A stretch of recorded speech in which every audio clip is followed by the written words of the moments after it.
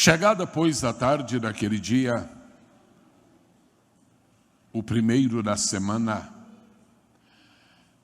em que os discípulos se haviam reunido com as portas fechadas, com medo dos judeus,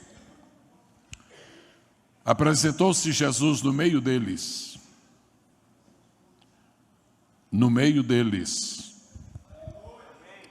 No meio deles. No meio deles. Apresentou-se Jesus no meio deles e disse-lhes: paz seja convosco. Júbilo, alegria, gozo, são palavras muito fracas para definir o meu sentimento de estar aqui esta noite, recebendo de Deus o privilégio, primeiro, de estar cultuando o santo, eterno, maravilhoso e inefável, distintíssimo nome do Senhor. Segundo, o privilégio de estar portando um microfone e sendo, por consequência, um mensageiro de Deus. Terceiro, por estar aqui nesta igreja. Então, amiga, tão querida, meus cumprimentos e minha gratidão ao pastor Salmo e sua excelentíssima esposa, este casal de pastores tão especialmente preparados por Deus para este tempo do fim e para esta casa de Deus. Louvo a Deus por todos os pastores aqui presentes e da parte do mais profundo do meu coração eu desejo que cada pastor, cada obreiro aqui presente seja fortalecido por Deus e receba o dom da multiplicação de tudo que passa nas suas mãos. De maneira muito particular, meus cumprimentos ao pastor Gilmar. Já não nos vimos há uns dias, eu tenho um grande apreço por ele, pelo seu ministério e um grande respeito pela casa de Deus, pela igreja do Senhor. Eu nunca deixo de considerar que o pregador do evangelho é como um flecheiro. Um flecheiro. Nós atiramos a flecha e nós não podemos errar o alvo. E atingir o alvo significa trazer aos corações a revelação do propósito de Deus. As pessoas que vêm à casa de Deus não podem jamais sair tristes, porque a alegria do Senhor é a nossa força. Quantos amam a Bíblia, por favor, digam amém. Amém. Quantos creem na Bíblia, digam aleluia. Aleluia. Quantos têm uma Bíblia em casa, digam eu tenho. Quantos trouxeram, mostrem. Um pouquinho mais. Você pode balançar um pouco, agitá-la? Daqui, a visão que eu tenho daqui é tão linda. É a visão de bandeiras que estão tremulando. Porque bandeiras são estes exemplares aí. E eu vejo que se cumpre nesta noite, com a igreja portando os seus exemplares da Bíblia, cumpre-se um lindo versículo que está em Cantares de Salomão. Todos armados de espada. Abra sua Bíblia, por favor, no livro de Êxodo, no capítulo 2. Êxodo, capítulo de número 2. Se alguém já encontrou, vamos ver os campeões de encontrar o versículo. Os campeões, os que já encontraram, digam eu. Bom, todos são campeões. Esta é uma igreja de campeões. Êxodo capítulo 2. Vozes masculinas, por favor. Vozes masculinas. Versículo 1. 1, 2, 3.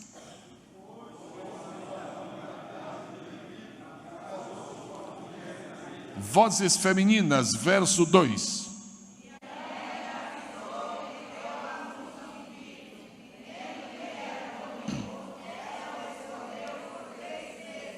Versículo seguinte, verso 3. Jovens, pessoas solteiras que estão aqui dentro. 1, 2, 3.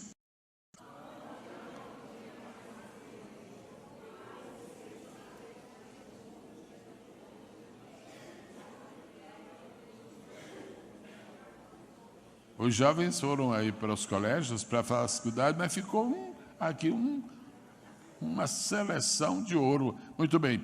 Agora, os obreiros presentes. Por favor, versículo de número 4.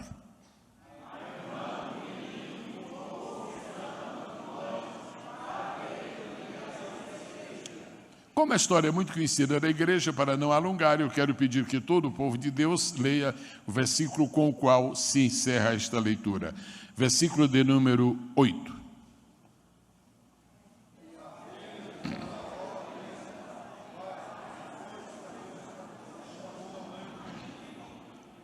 A história é conhecida. Não há nada de especial, de novo. Não há nada que seja ignorado por qualquer um de nós que manuseamos diariamente a Escritura Sagrada. O que está aqui, o que foi lido, é complementado pelo nosso conhecimento, pela memória que temos da leitura da Bíblia. Se o Espírito Santo me permite, nestes minutos disponíveis, eu queria lhes falar sobre Joquebede, a mulher que lutou até vencer. Joquebede, a mulher que lutou até vencer. É muito natural que toda vez que nós pensamos em luta, pensamos em guerra, pensamos em batalha, nós associemos logo a armas. Falou em luta, falou em guerra, falou em batalha, é alguém armado. Pode ser com as armas antigas, espada, lança, escudo, etc., ou pode ser com armas modernas, mas há sempre alguém que está usando armas para lutar. Mas no mundo espiritual existem alguns segredos que nós sempre devemos tê-los em mente e devemos sempre nos aperceber de seu alto significado. As lutas da vida que são empreendidas com armas invisíveis, com armas espirituais. Eu queria trazer à memória nesta noite a história de uma mulher que lutou muito com armas invisíveis, com armas espirituais, e lutou até vencer. E seu nome está registrado na Bíblia, e a sua história está fixada no capítulo da fé, em Hebreus 11, como sendo ela e o esposo um casal de fé. Joquebede, todos sabemos, é mãe de Moisés. Aqui no texto há uma projeção muito especial para ela.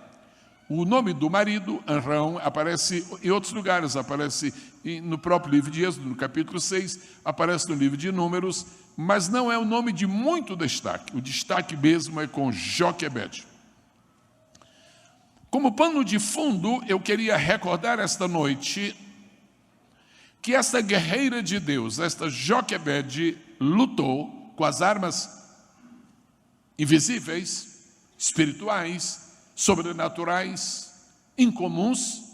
Ela lutou em tempos difíceis, em tempos de grande adversidade. Eu queria lhe sugerir, em primeiro lugar, nesta noite, que tivesse a seguinte declaração como fundamento para o seu viver: não espere tempos bons para ser um vencedor. Use os tempos maus, porque você será um vencedor muito maior. Não espere um tempo de facilidades para ser um campeão, porque quanto maior for a dificuldade, mais nobre será a sua conquista. Não espere que a maré esteja a seu favor para navegar grandemente. Seja mais forte que o vento que combate o barco da sua vida. Seja mais audaz do que a tempestade que assola. E como Jesus nos ensinou, pelo seu exemplo, você como seguidor dele, pelo seu pronto desejo de vencer, pela sua legítima fé e dependência do Senhor, como Jesus, de uma maneira ou de outra, você também ordenará aos ventos que cessem, ao mar que se acalme, e você vai vencer. Eu declaro a toda pessoa que me ouve nesta noite, aqui presente ou através da internet: Deus não trouxe você para a igreja para você ser um espectador. Deus não trouxe você para a igreja para você ser um assistente de cultos.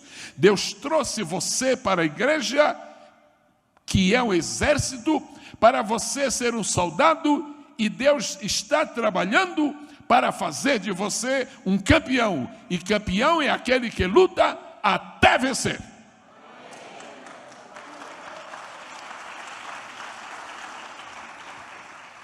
Houve uma época em que os hebreus eram bem vistos no Egito. Houve uma época em que ser hebreu significava gozar de regalias no grande império mundial que foi o Egito. Eu estou me referindo, evidentemente, sobretudo ao tempo de José. No tempo de José, ser hebreu era status, porque José era hebreu.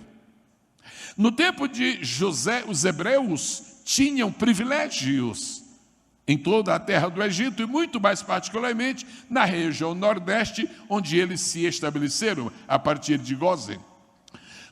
Mas no tempo de José, o Egito não era governado por egípcios. É muito interessante esse detalhe.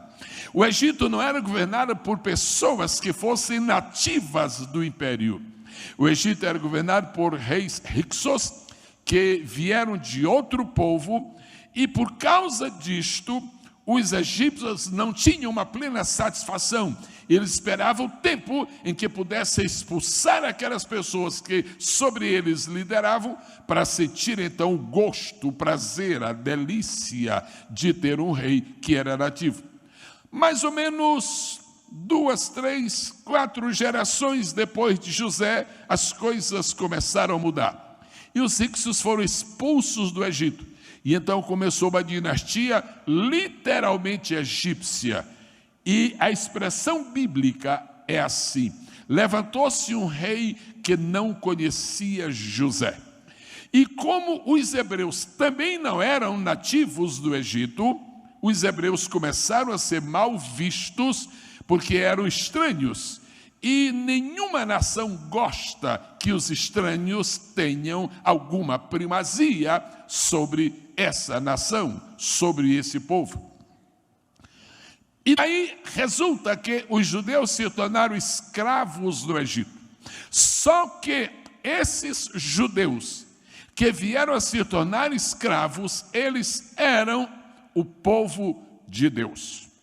Se você é um salvo por Jesus, serve a Deus em espírito e verdade, e você imagina que por ser crente você nunca terá dificuldades, eu só lhe sugiro que leia mais a Bíblia.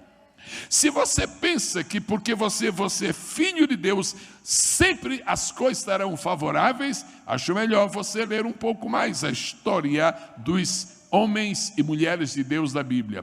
Ser crente, ser servo de Deus, não significa que não tenhamos problemas. Significa que andará conosco o que soluciona todos os problemas. Ser batizado em águas, tornar-se membro da igreja e servir a Deus, não significa que nós não vamos adoecer. Significa que o médico dos médicos sempre estará conosco para prover as nossas necessidades.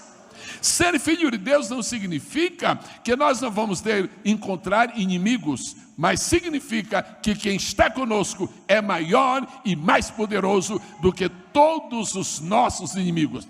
Então valorize a presença de Deus na sua vida, valorize o livro de Deus que está na sua mão, valorize os pastores que Deus pôs para guiá-los, porque nós somos povo de Deus e nós vamos vencer todas essas adversidades, nós vamos triunfar sobre todos os problemas, nós lutaremos até vencer. Bendito seja o nome do Senhor. E a Bíblia diz, na abertura do livro de Êxodo, a Bíblia diz que o povo de Israel começou a crescer, e depois diz, começou a multiplicar-se, e depois começou a frutificar. 3 descrições que irritam Satanás. Satanás não quer que o povo de Deus cresça.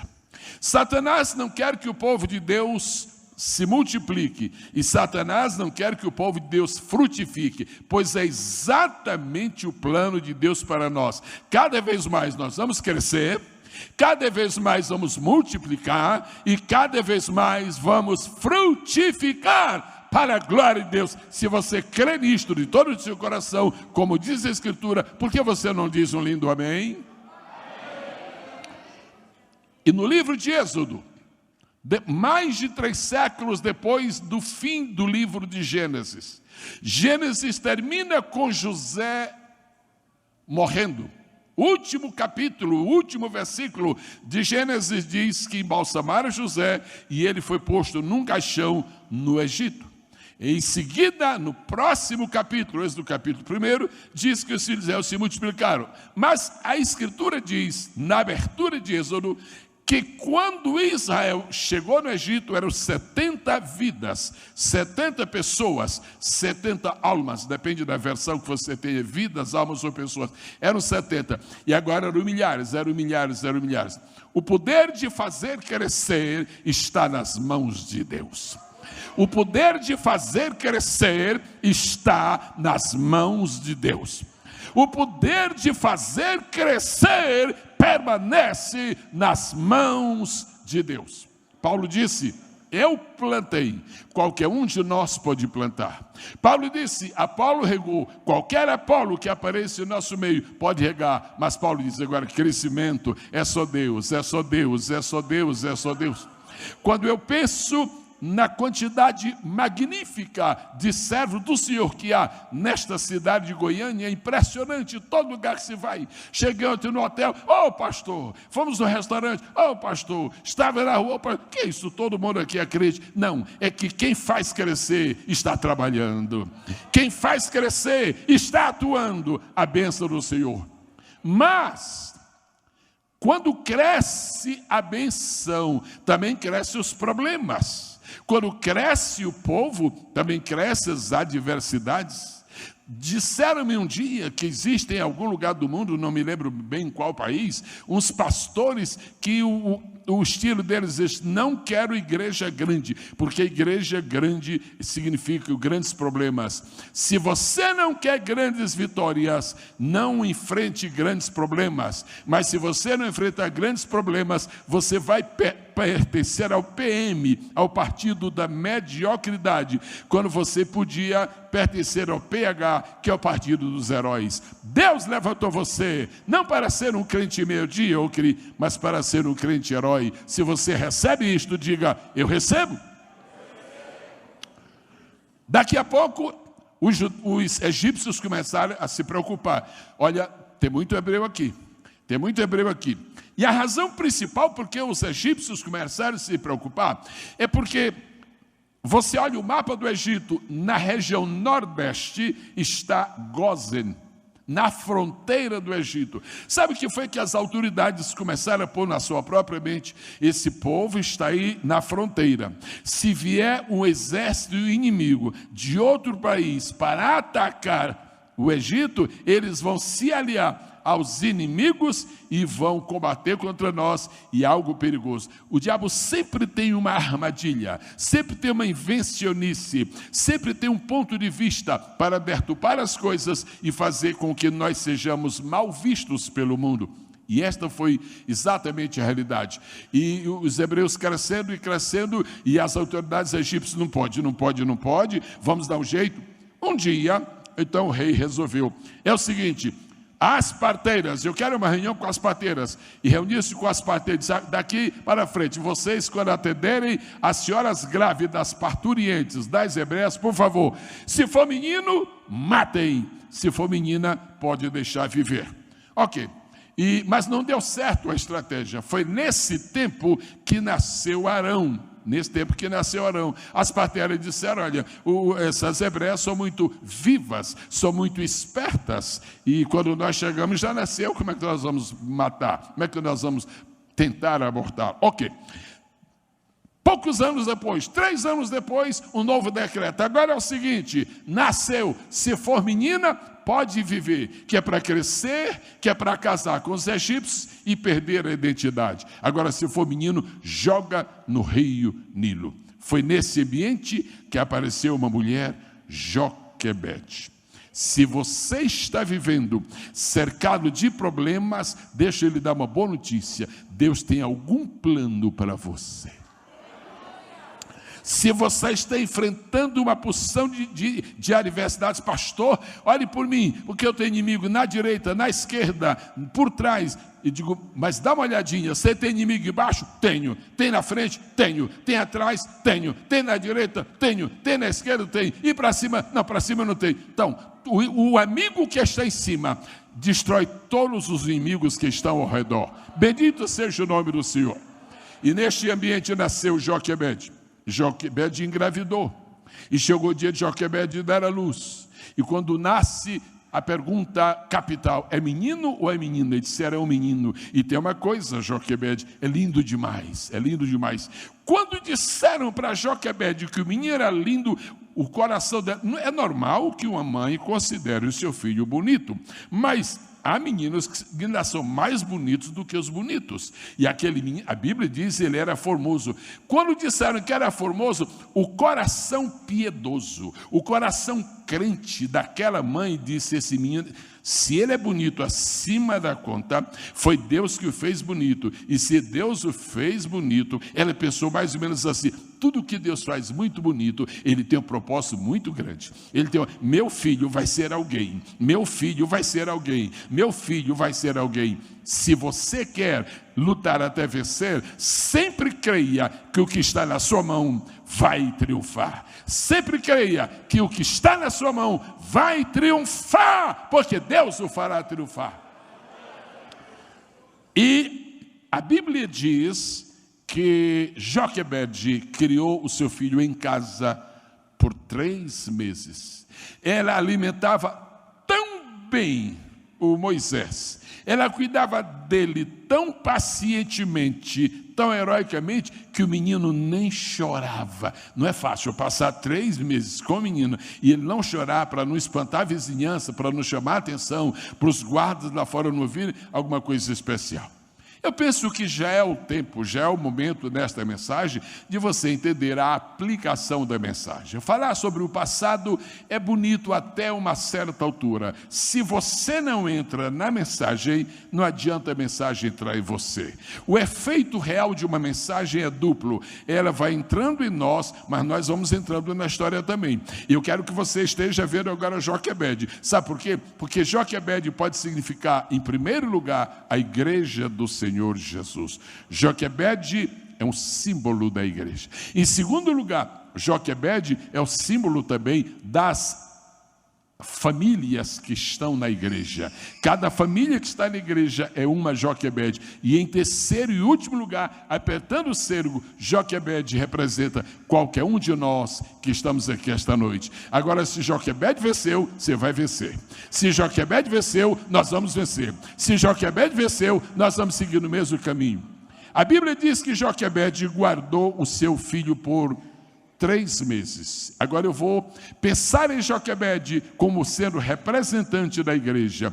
A igreja que não der pelo menos 3 meses de atenção, de discipulado para quem aceita Jesus, esse Moisés não vai dar fruto. Se não houver pelo menos 3 meses, é o mínimo que se pode esperar, baseado no próprio texto bíblico. 3 meses em casa, 3 meses na casa de Deus, 3 meses aprendendo a cantar. Começa com o hino 15 da harpa, depois vai outros, aprendendo a encontrar versículos da Bíblia. Esses 3 meses, as igrejas mais prósperas que existem hoje nos Estados Unidos, os pastores estão revelando os segredos. As mais prósperas, este é o segredo básico. O novo convertido tem que passar pelo menos 3 meses, como Moisés, escondido em casa. Não solta para o mundo ainda. Não deixa ele entender tudo que está lá fora, porque pode se contaminar. 3 meses escondido em casa. Bendita é a igreja que está mantendo este discipulado eficaz. Nós não crescemos com cartas de mudança, nós não crescemos com famílias que emigraram de outros estados, nós crescemos quando nós batizamos, e nós não batizamos se não tivermos estado pelo menos 3 meses com esta criança, para que depois ela tenha capacidade de viver fora daquele ambiente. E aí está Joquebede. Mas quando deu 3 meses, Joquebede disse: agora está difícil, está muito difícil. Que eu vou perder meu filho? E alguma coisa está acontecendo, porque o Moisés era cada vez mais bonito. Cada vez mais bonito. O que eu vou fazer? E Deus pôs no coração de Joquebede uma ideia: esse menino vai dar fruto. Esse menino. E Joquebede começa a pensar nas promessas que Deus fez a Abraão. O que Deus prometeu a Abraão não se cumpriu ainda, não se cumpriu a Isaac. A plenitude do que Deus prometeu a Isaac não se cumpriu em Jacó. O que Deus prometeu em Jacó não se cumpriu completamente em José. Será que não vai se cumprir no meu filho? Não pense que as bênçãos de Deus são para os outros, as bênçãos são para você. Não fique pensando que Deus tem uns preferidos aí e eles podem ser atendidos e você não pode. Você é um preferido de Deus. Você é todos somos preferidos de Deus. Não existem pessoas isoladas da igreja que sejam especiais. Paulo disse: o povo é especial. O povo é especial. Cada pessoa que está aqui nesta noite, todos, dos pastores aos convertidos, nós somos um povo especial. Deus tem um plano para nós e nós vamos lutar até vencer. Imagina Joquebede: meu filho, meu marido, meu esposo, querido, e agora? Não dá mais. Não dá mais. O menino está gordinho, o menino está crescendo, mas não dá mais. O que nós vamos fazer? O que nós vamos fazer? A primeira luta, essa luta da preservação, ela está vencendo, mas agora a luta vai aumentar. Não pense que porque você ganha uma batalha, a guerra terminou. A guerra é uma sucessão de batalhas. Só que a Bíblia diz que Deus é o Senhor dos exércitos. E Senhor dos exércitos significa, nesta noite, neste contexto, aquele que vence todas as batalhas. Eu passo para você esta informação: Deus vai ajudar você a vencer todas as batalhas. Receba, possua, creia, pratique, viva e lute até vencer. E veio um pensamento: o que é que nós vamos fazer? Matar meu filho ou não mato? A igreja não é como aquela mulher do tempo de Salomão. 2 mulheres tiveram filhos da mesma época, moravam juntas, e um dia uma se deitou sobre seu filho e o matou, e na manhã seguinte, lá pela madrugada já, na hora de que a mãe do vivo foi amamentá-lo, ela havia trocado e disse: não, isso aqui não é meu filho. Não é. Todos conhecem essa história e levaram até o rei. Essa história é muito séria e entra no contexto desta mensagem, porque aquelas 2 mulheres, uma representa o mundo e outra representa a igreja. O mundo já matou seus filhos e agora quer matar os filhos dos crentes. O mundo já matou seus filhos e agora quer matar os filhos dos crentes. O mundo já matou os filhos deles e agora quer matar os nossos. É preciso ir para Salomão. Mas onde mora Salomão? Lembre-se que Salomão é filho de Davi, e filho de Davi é um dos títulos de Jesus. Então Jesus é a resposta para os nossos problemas. O que eu vou fazer? Matar ou não vou matar meu filho? O que eu vou fazer? Dar ou não vou dar para ninguém? O que eu vou fazer? E a ideia foi o seguinte: eu vou preparar um cestinho. Diga comigo, cestinho. Quando você lê cestinho, não lhe chama a atenção. Mas quando você pega 3 Bíblias e começa a ler o mesmo texto, numa diz assim: e fez um cesto, não diz assim: e fez uma arca. Aí, peraí, arca, cesto não me chamou a atenção, mas arca. A Bíblia Sagrada é o livro das 3 arcas. Uma arca para o mundo inteiro, se quisesse. Uma arca para aqueles que estão dentro do tabernáculo. Mas uma arca para pessoas que estão desenvolvendo a sua fé, desenvolvendo a sua vida. Uma arca para a sociedade do tempo de Noé, uma arca para as 12 tribos de Israel, mas uma arca para Moisés. Se você tem um Moisés aí, põe dentro da arca, põe dentro da arca, põe dentro da arca. E então ela fez uma arca, um cestinho que a Bíblia chama de arca. Pôs o menino lá. Agora, ela não pôs um cesto, ela não fez um cesto qualquer. Diz a Bíblia que ela pôs asfalto, para uma linguagem bem atual. Ela pôs asfalto, ela pôs betume, e ela pôs lá, então ficou durinho ali. Mas a Bíblia diz que os lados do cestinho também eram guarnecidos, e tinha até uma cobertura. Interessante, era um pequeno navio, era um pré-submarino que ela fez ali. Fez uma arca. Ok. Se você quer lutar até vencer, descubra as estratégias da sua luta.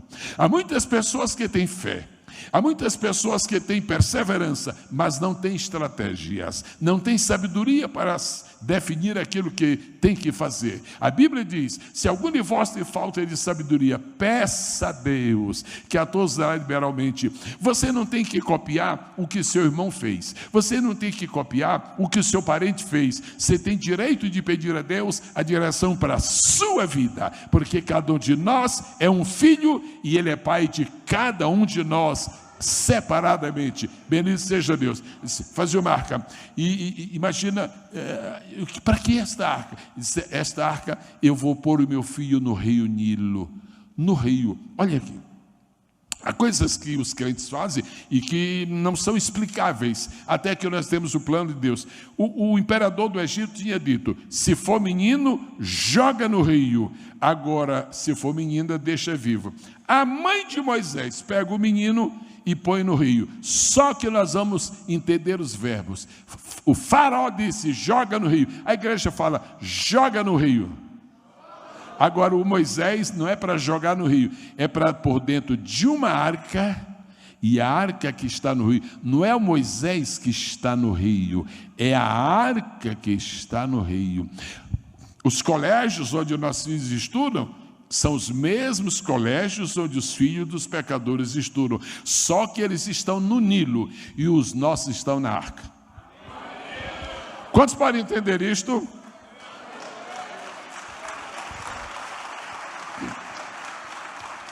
Você tem que preparar uma arca para os seus filhos. Você tem que preparar uma arca para aquilo que representa a bênção que Deus lhe deu como elemento para ir após do Nilo. Há algum problema em deixar o Moisés no Nilo assistir? Há vários problemas. E lutar para vencer significa resolver todos os problemas. Eu vou pedir que a igreja repita: lutar até vencer significa resolver todos os problemas. Deixe-me lhe dizer duas coisas. Por que é que alguns de nós não conseguimos chegar até o fim? Você conhece fulano, estava quase recebendo a bênção. Por quê? Primeiro, porque nós não temos perseverança para ir até o fim. Ok, e a outra razão: nós não podemos resolver dois problemas de uma vez. Nós temos que resolver um problema após outro. Resolva primeiro um, depois resolva outro. Quem quer resolver todos os problemas, não resolve nenhum. Isto é a mesma coisa de oração. Há pessoas que pedem a Deus um pacote tão grande que Deus diz: não vou atender você. Não é que eu não possa. Se você me pedir uma coisa, Deus está falando, se você me pedir uma coisa, você me faz uma oração e faz um pedido, eu atendo você, você me agradece. Agora, se você me pedir 10 coisas e eu der para você as 10 coisas, você só me agradece uma vez.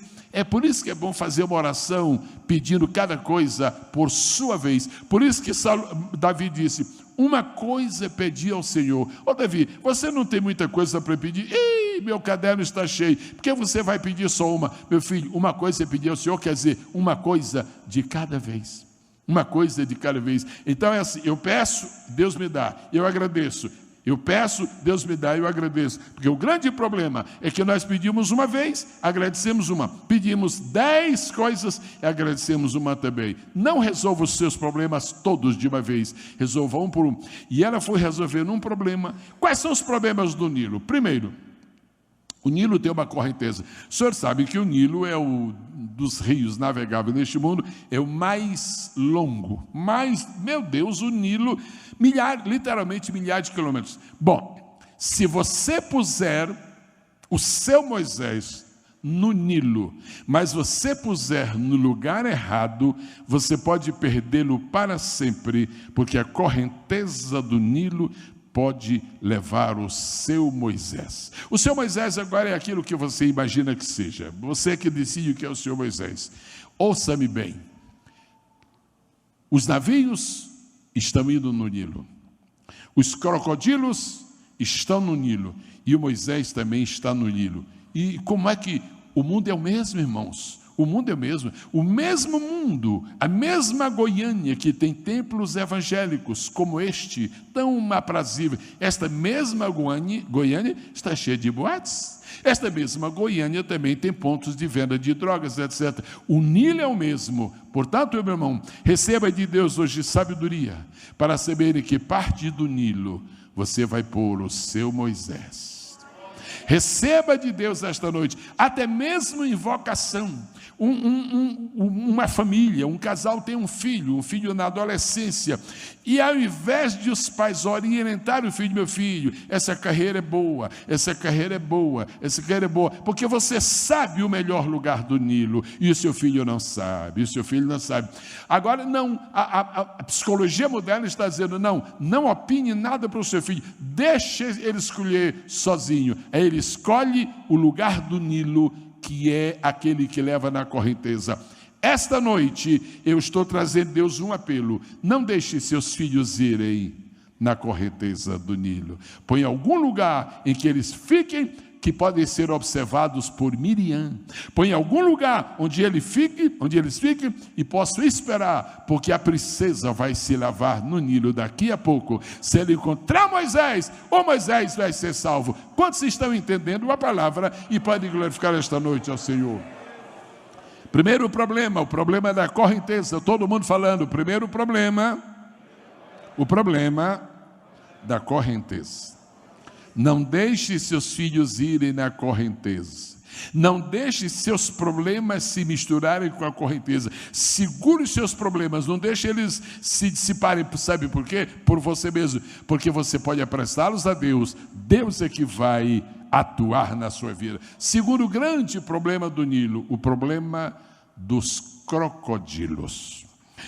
O segundo tipo de crocodilo mais terrível que existe no mundo, sabe como é o nome? Ok, não vou pôr adjetivo. O segundo tipo de crocodilo mais perigoso que existe no mundo chama-se crocodilo do Nilo. Onde é que Joquebede vai pôr o seu filho? No rio cheio de crocodilos. Em primeiro lugar, se você crê, e este é o caso de Joquebede, se você crê que Deus criou os crocodilos, você crê que os crocodilos que Deus criou não vão matar o seu filho. Esta era a fé de Moisés. Esta era a fé de Joquebede. Joquebede, onde você vai pôr? Só para nós aqui, para o guarda não escutar. Onde você põe? Vou pôr no Nilo. No Nilo, sim. Onde? Todas as pessoas que conhecem rios sabem que os rios têm sua correnteza regular, sua correnteza natural. Mas tem uns trechos do rio onde há ribanceiras que a água fica assim, a água fica corrente. Na minha terra, chama-se remanso. Todo mundo conhece essa linguagem? Remanso. O remanso tem uma propriedade. O remanso está no rio que tem correnteza, mas o remanso não segue a correnteza do rio. Se você puser uma coisa no rio comum, na área comum do rio, ela vai embora da correnteza. Se você puser no remanso, ela fica assim, girando. Sabe para que Deus quer dar sabedoria para nós? Uma das razões é esta. Só a sabedoria de Deus é que mostra para você o remanso, onde você pode colocar o seu Moisés. Ele está no Nilo, mas ele está no remanso. Ele está no Nilo, mas ele não vai-se embora para cortar a África inteira como faz o Nilo. Ele vai ficar aqui, porque a provisão de Deus não está lá na frente. A provisão de Deus está aqui. Não é Agar. Onde é que está o poço que Deus vai abrir? Está aqui perto de ti, Agar. Onde é que está o carneiro que vai morrer por Isaac? Está perto de ti. É um privilégio para mim esta noite dizer: tua bênção não está do outro lado do mundo, ela está ao teu lado. Ela está aí, ela está perto de ti, porque este é o remanso que Deus escolheu, onde tu podes pôr o teu Moisés. Você pode exaltar a majestade do Senhor? Primeiro problema do Nilo, a correnteza. Segundo problema do Nilo, os crocodilos. Agora, Joquebede. E aí entra o valor da fé. Joquebede disse: eu vou lutar. 3 meses ele já viveu. Eu vou lutar. E eu não vou soltar na correnteza, porque nunca mais eu o verei. Eu vou pô-lo no remanso. Onde ficam os crocodilos no rio Nilo? Seu lugar de preferência são os remansos. Você tem que escolher se vai deixar o seu filho no remanso, onde existem crocodilos, ou se vai soltá-los no Nilo. Mesmo no meio dos crocodilos, você está contemplando o seu filho. Na correnteza do rio não há crocodilos, mas você perdeu de vista e perdeu para sempre a visão. Então, este é o desafio da fé. Este é o desafio da fé. E agora eu imagino isto com muita propriedade. Joquebede chegando naquele remanso de Deus. E eu estou pensando numa oração única. Deus do rio Nilo. Você pode dizer amém? Deus do rio Nilo. Deus do Egito. Deus do remanso. Deus dos crocodilos. Se você descobrir um dia que Deus é Deus dos crocodilos, você é capaz de deixar o seu Moisés no remanso. Deus dos crocodilos. Eu imagino a oração de Joquebede: Deus, esses crocodilos comem qualquer tipo de carne que encontrem, mas este menino não é uma carne qualquer, este menino é o teu servo.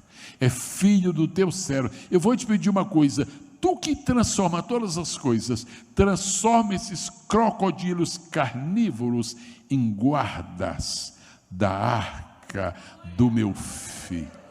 Este é talvez o milagre que Deus vai fazer para você. Os crocodilos vão tomar conta. Você pode exaltar a majestade do Senhor? É isto que é o impossível. Agora a gente tem que ilustrar. Então eu vou ilustrar isto. De que maneira? Um crocodilo chega e diz: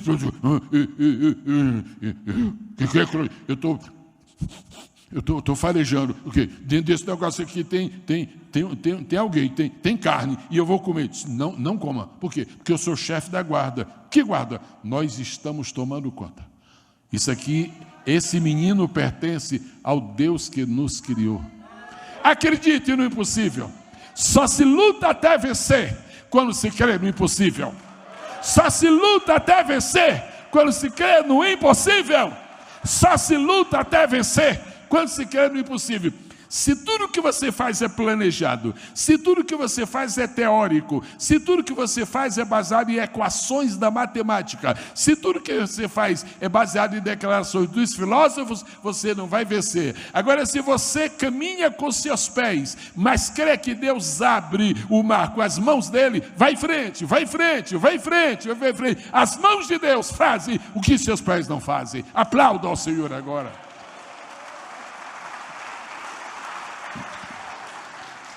Os verbos que existem na língua portuguesa são verbos para serem observados. E a gente não pode misturar um verbo com outro. Tem verbo que é sinônimo do outro, mas tem verbo que não é sinônimo. Você pega 1, 2, 3, 4, 5, 6, 7 Bíblias e dá uma olhada em Êxodo capítulo 2. E a filha de Faraó foi se lavar. A outra Bíblia diz assim: e a filha de Faraó foi se lavar. E a filha de Faraó foi se lavar, mas só fala lavar. Por que não fala banhar? Aí diz um excelente comentador da Bíblia: porque o verbo banhar no hebraico não tem nada que ver com o verbo lavar. A filha de Faraó não foi se banhar no Nilo, ela não se banharia perto dos crocodilos, ela foi se lavar, e ela se lavava ali na margem. que significa isto? Que o crocodilo só não devorou Moisés, porque Moisés era um homem da aliança de Deus. Você tem uma aliança com Deus. Você não vai perecer. Põe a mão no seu coração e diga: em nome de Jesus, baseando-me na aliança que existe entre Deus e eu declaro: meu Moisés vai sobreviver. Mas a mesma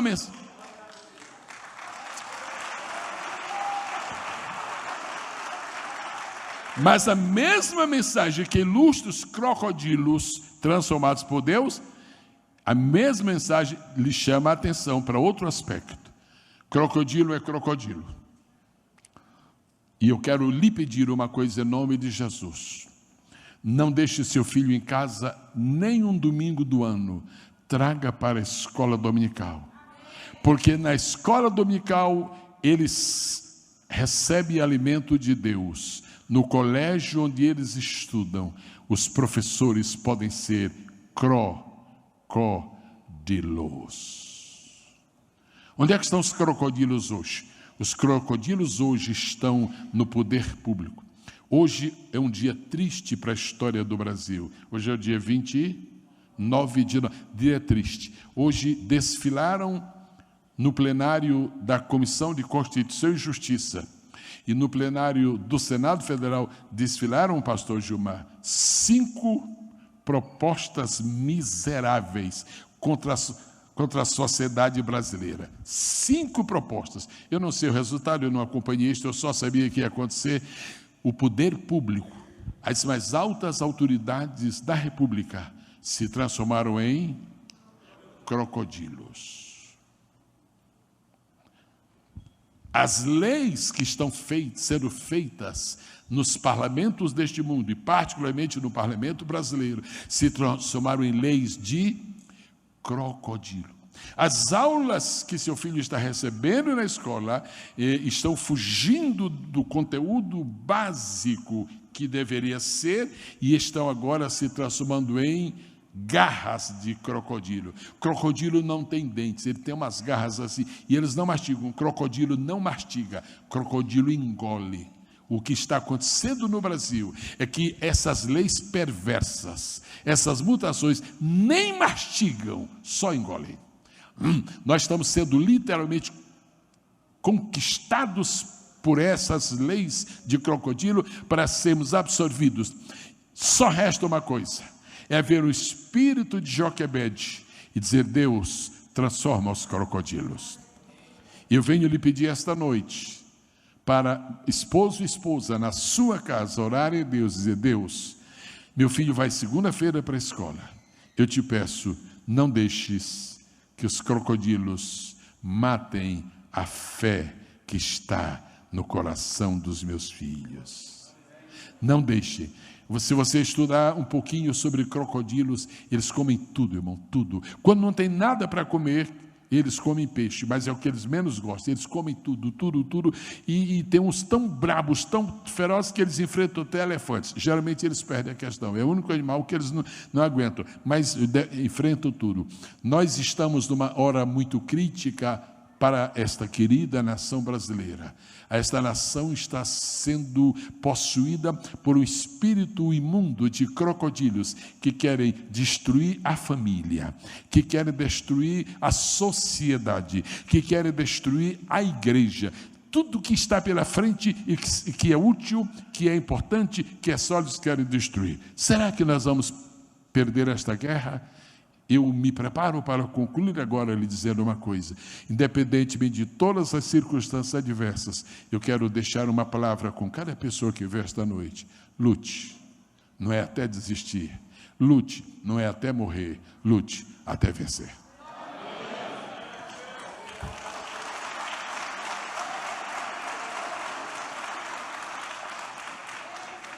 Não são muitos os nossos senadores da República, eu não estou aqui falando de política, não são muitos senadores, mas por causa de 2 ou 3 que estão lá, a coisa não está pior. Por causa de dois ou três. Dois são bem conhecidos e há mais um que vacila um pouco, mas por causa de 2 ou 3 senadores, e tem umas pessoas, uns crocodilos no Senado que não toleram. Você já viu? Nós temos um amado irmão em Cristo que é senador. Quando ele vai à tribuna para discursar, os crocodilos desaparecem. Não fica um para escutar, porque eles não aguentam, não é verdade? Bom, o que eu quero dizer é o seguinte: nossa luta é grande. Diga, é grande. Nossa luta é fabulosa. Diga, é fabulosa. Nossa luta é terrível. Diga, é terrível. Mas nós vamos lutar até vencer. Até vencer. Até vencer. Até vencer.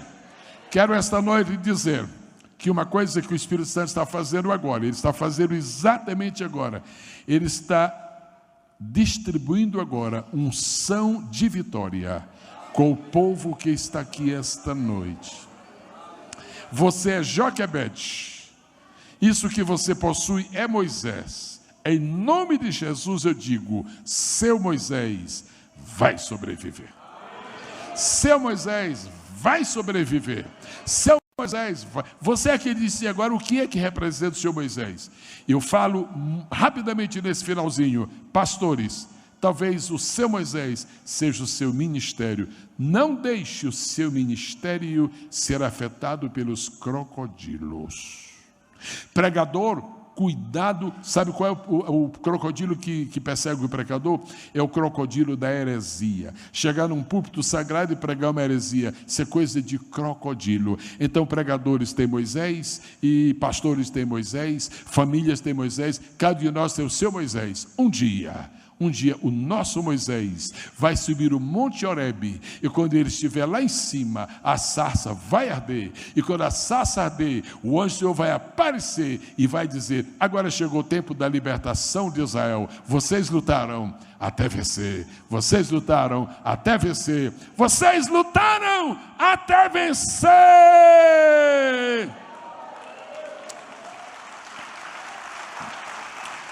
Alguma pessoa esta noite afastada da comunhão com a igreja ou com o Senhor Jesus? Se alguma pessoa afastada da comunhão, você está aqui esta noite, você até pensava que não havia mais solução para você, porque você está igual os habitantes, os hebreus no tempo de Joquebede na escravidão, mas você está aqui. Alguma pessoa que queira voltar para o Senhor Jesus esta noite? Eu vou falar 1, 2, 3. Quando eu falar 3, se você quer um livramento de Deus dos crocodilos espirituais, se você quer um livramento, quando eu falar o número 3, você faz assim onde você estiver. Deus quer livrar você esta noite dos crocodilos, e você não vai na correnteza do Nilo. Tem um remanso que Deus preparou para você. Tem um remanso que Deus preparou você. Nós somos este remanso de Deus, e a nossa volta está cheia de crocodilos, mas nós lutamos até vencer. Quem quer esta noite se reconciliar? Quando eu falar o número 3, faça assim: 1, 2, agite a sua mão agora, se você quer algo novo de Deus para você. 3. Você? Sim? Sim? Levante-se, por favor, querido, e venha aqui. Amém. Olha quem está vindo, olha quem está vindo.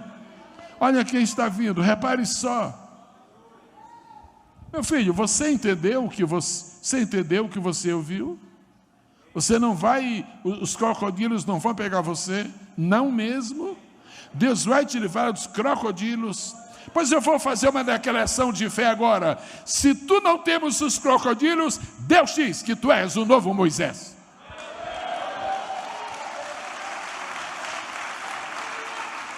Quem mais?